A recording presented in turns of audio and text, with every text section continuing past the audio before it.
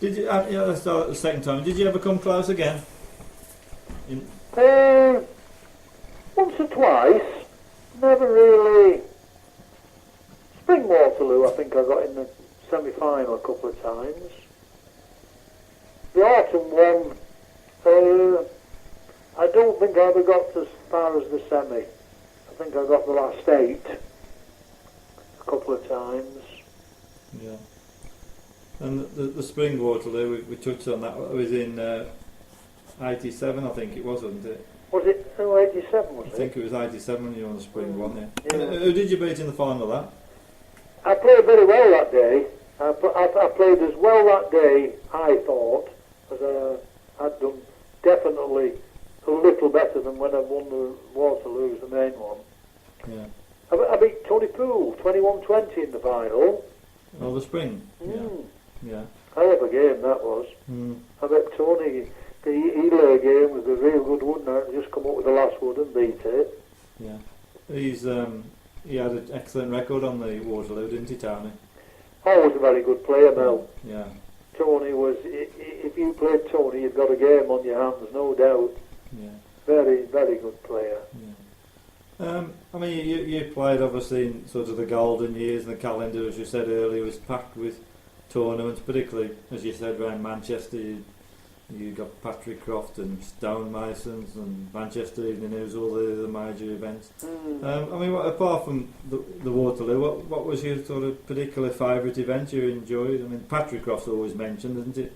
Yeah, I love Patrick Croft. Of course, it was reasonably local for me, only 3 or 4 miles away, and I used to spend quite a bit of time there because he used to play 3 nights a week. Yeah. Tuesday, Thursday and Saturday. And if I had nothing on, we always used to go to Patrick Croft and watch, Ruth and myself. Because we used to have a good social night, with Harry Phillips and all the lads there.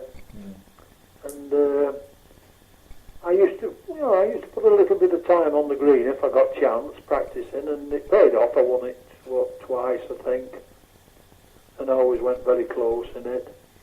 Yeah. I mean, you've won obviously many tournaments, many handicaps, Arthur. Is there anything that eluded you, you'd love to have won that you missed out on? Oh, 1 or 2, the All England, of course. Yeah. I got a couple of semi-finals, but never managed to win it. I never really, I don't think, played at my best in the All England. I don't know why, but just one of them things, I suppose. Yeah. And a couple of times. One of the biggest disappointments was losing the, Champion of Champions. Yeah. The back end on the Waterloo. Yeah. You lost in the final, that, didn't you? I lost in the final. Was his name Terry? 1979. 1979, Mike just says. Terry Turner. Terry Turner, wasn't it? From Warwick Worcester, yeah. Very disappointed with that one. I should never have lost it. I was leading, I think, 20-15 or 16. Yeah. And it got away from me, but Terry played very well. I mean, he beat Noel in the semis, I think. Yeah. And I beat Vernon Lee in the other semi-final, so it...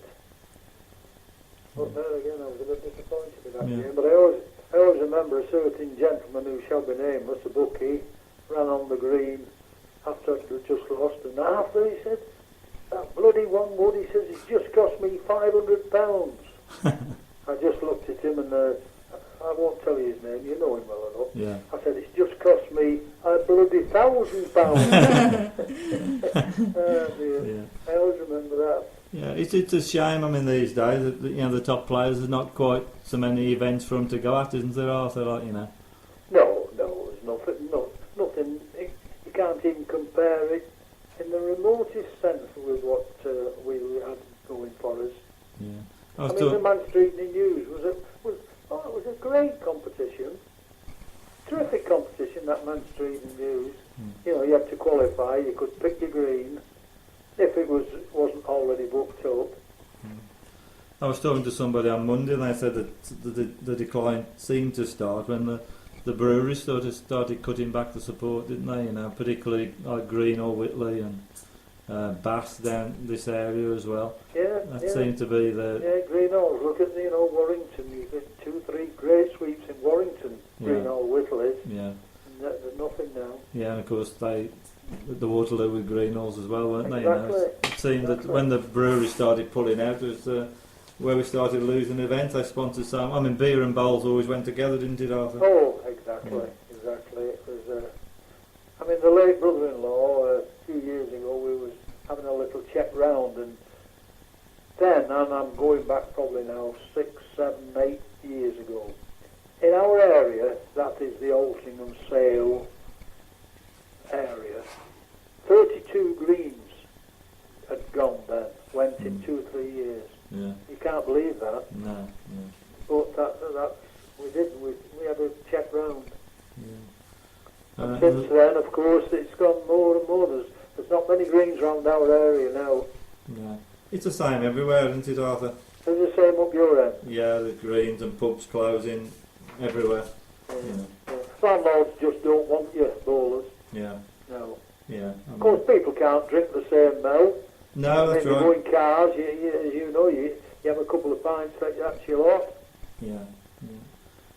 So we talked about your individual things, but we just want to touch on the county scene. I mean, you was a very long-serving player for Cheshire, wasn't you? Yes, I managed to just get the 100 caps. Yeah. And then I said, right, that's enough now. You've got better players than me. I might have lost the last 2 matches for the Cheshire, which I knew I wasn't playing quite as well. They got some very good lads, so I said, that's it. Thankfully, I've got 100 caps, so call it a day. Yeah. But had some great games, some wonderful days out, because nearly always played on the away team. You know, and it was a day out. In the 70s, Cheshire away side was one of the best in the country, wasn't it? Yes, with some very good players now. You know, the likes of Dennis Mercer and myself and Jimmy Openshaw, Jack Holt, and from all around Altrincham, Stockport area. Yeah, Roy Armson, wasn't there? Some very good players. Yeah, there's such as Arthur West as well, wasn't there? And Roy Armson. Arthur West, Roy Armson. Roy Armson, yeah. It was. Yes, with some very good, strong players. It was a good team. You mentioned Dennis Mercer. We must mention Dennis. He was one of the finest players around Cheshire, wasn't he? Dedicated is not the word. Yeah. Dedicated, that man. He'd go anywhere, do anything. A game of bowls, Dennis was in his glory. Yeah. And what a very good player. Yes, he was excellent. Didn't come any better than Dennis. Yeah. No, Dennis, you could, you'd get your money's worth. He'd hold his own with anyone, and I mean anyone. Yeah. Very good player. I don't know how the hell he played with that pipe in his mouth. Oh, well, what about David Bryant? Yeah, it's the same, yeah. It's He amazing, always isn't it? had the pipe on, and he was better than David Bryant. Yeah, that's right. Mind you, I can honestly say I don't remember any smoke coming out of David Bryant. No, that's right, yeah. But he always had the pipe on in his mouth, didn't he? Dennis, they tell me, he was always one for... He had plenty of excuses when he lost. Well, I mean, I had quite a reasonable good record again, Dennis. I always found him a little bit vulnerable like that, Mel. Yeah. I used to kid him a little bit. I used to say, these bloody blocks are weak today. And honestly, he had it in his head then. He was weak and he'd start putting them off the road a little bit. Yeah. And he used to come to the liner type at Altrincham every Sunday in winter. You know, we always used to have a winter sweep. And Dennis always used to come along, and invariably I'd be playing Dennis at some stage, you know. And I used to say, well, we got these weak blocks out again today, Dennis. And he'd fall for it. I found him very, you know, you can't believe it really, can you? No. But you can't take nothing from him. He's great player. I remember a couple of times he came to Stafford, for the Olympia, Arthur. Oh, yeah. And a couple of excuses. He lost once, and he come to me and he said that his sister had put too much starch in his underpants. I remember that one. And also once I had to send one of my helpers off to a local shop because he was complaining about insects, and he needed some insect repellent before he'd go back on the green or something. Oh, my God. So, but he went on and won his game after that, though. Yeah. So he was a little bit vulnerable, as I say. I always used to kid him up a bit. The strong blocks, the weak blocks, and for such a good ball, it was unbelievable.